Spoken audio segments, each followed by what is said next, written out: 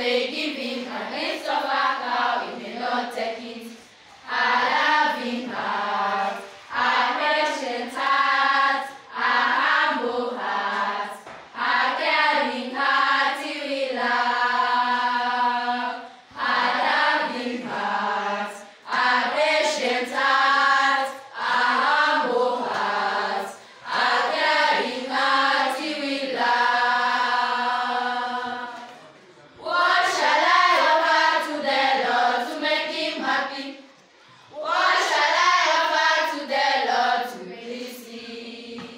What shall I offer to the Lord to make him happy?